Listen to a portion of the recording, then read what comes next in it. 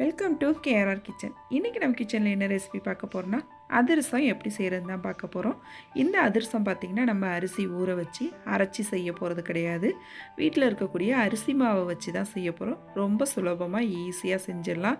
அதே சமயம் பார்த்திங்கன்னா அதிரசமும் நல்லா சாஃப்டாக ரொம்ப அருமையாக இருக்குங்க. இப்போ இந்த அதிரசம் எப்படி செய்கிறது நம்ம வீடியோக்குள்ளே போய் பார்ப்போம். அதுக்கு முன்னாடி நம்ம சேனலை இப்போ தான் ஃபஸ்ட் டைம் பார்க்குறீங்கன்னா சப்ஸ்கிரைப் பண்ணி வச்சுக்கோங்க. கூடவே பெல் சிம்பல் ப்ரெஸ் பண்ணி ஆளுங்கிற ஆப்ஷனையும் ப்ரெஸ் பண்ணி வச்சுக்கோங்க. அப்போ தான் நான் போகிற வீடியோஸ் எல்லாம் தொடர்ந்து நோட்டிஃபிகேஷனில் உடனுக்குடனே கிடச்சிக்கிட்டு இருக்கோம். இப்போ வாங்க எப்படி செய்கிறதுன்னு பார்த்துருவோம்.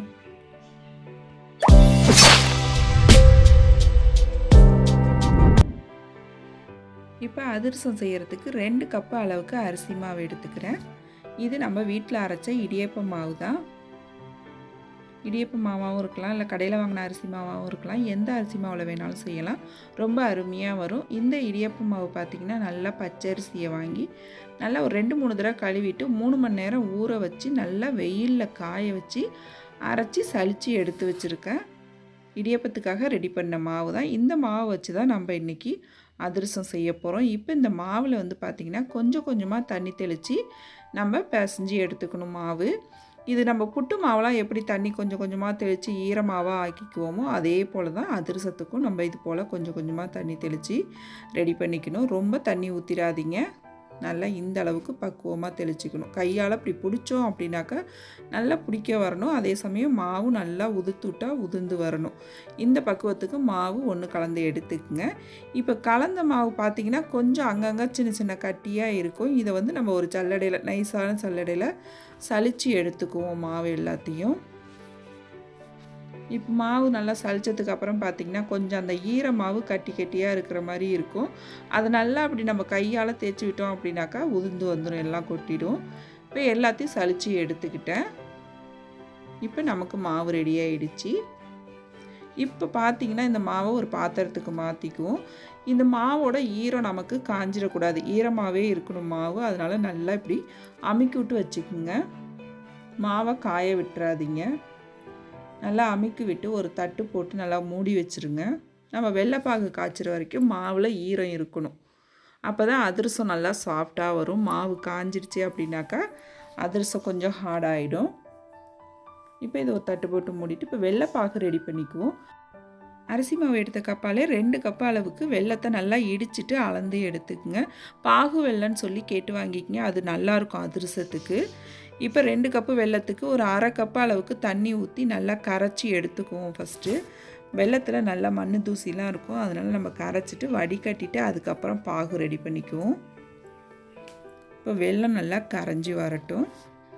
2 கப்பு அரிசி மாவுக்கு 2 கப்பு வெல்லம் எடுத்திங்கன்னா சரியான அளவாக இருக்கும். இப்போ வெல்லத்தை வடித்து எடுத்துக்குவோம்.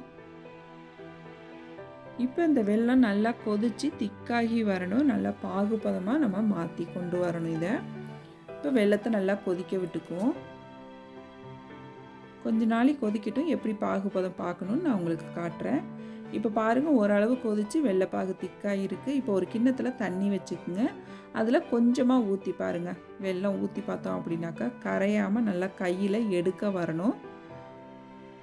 இப்படி எடுத்து பார்த்தீங்க அப்படின்னா நல்லா உருட்டிக்கிட்டு வரணும் நமக்கு எடுக்கிறதுக்கு.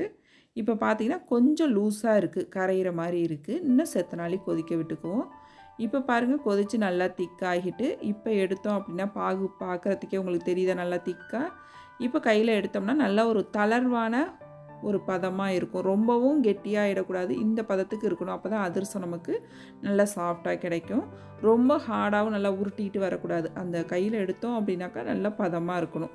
இப்போ நல்லா கொதித்து வந்ததுக்கப்புறம் அடுப்பை சிம்மில் வச்சுட்டு இதில் 1 டீஸ்பூன் ஏலக்காய் தூள், 1 டீஸ்பூன் சுக்குத்தூள், ஒரு 2 டீஸ்பூன் நெய் விட்டுக்குங்க. ஒரு 1/4 டீஸ்பூன் அளவுக்கு உப்பும் சேர்த்துக்குங்க. நல்லா அந்த இனிப்பு சுவையை எடுத்து கொடுக்கும்.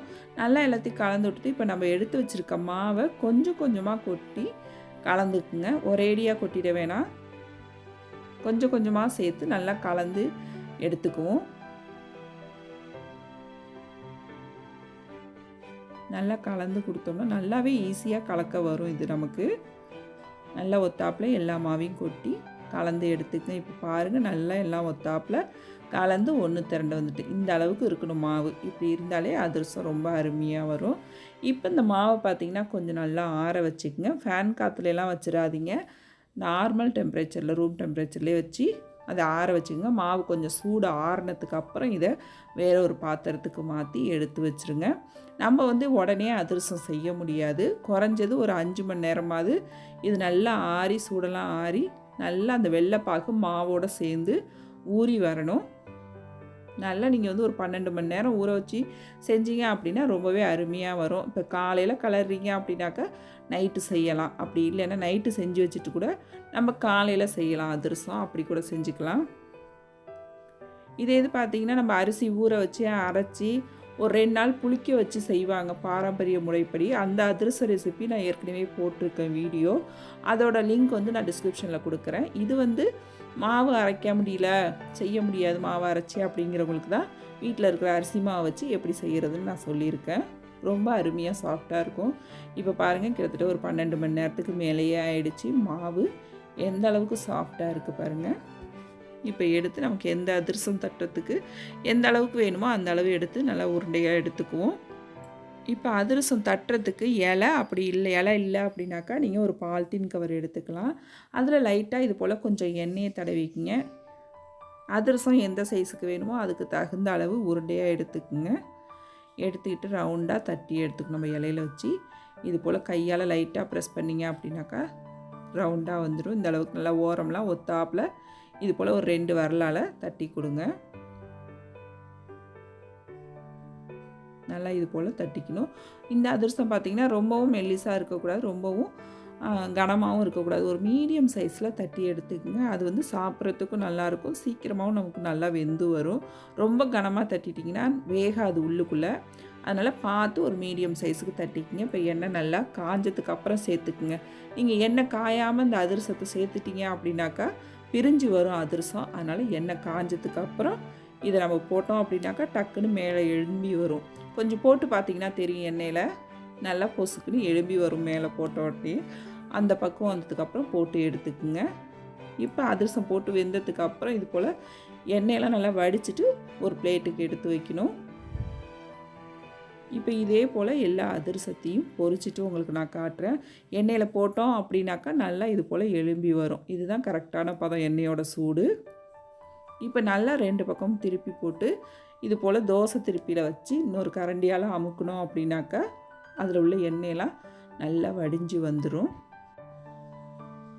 எல்லா அதிரசமும் நம்ம இதே போல் தான் செஞ்சு எடுத்துக்கணும். இப்போ பாருங்கள், எல்லா அதிரசமும் ரெடி பண்ணி எடுத்துக்கிட்டேன். ரொம்ப அருமையாக சூப்பராக வந்திருக்கு. நான் இன்றைக்கி எடுத்த அளவுகளுக்கு பார்த்திங்கன்னா 20 அதிரசம் கிடச்சிருக்கு. நான் கொஞ்சம் பெருசாகவே தான் செஞ்சேன். இதே இது வந்து இதுக்காக நீங்கள் இன்னும் கொஞ்சம் சின்னதாக செஞ்சீங்க அப்படின்னா ஒரு 25 அதிரசம் வரைக்கும் உங்களுக்கு கிடைக்கும்.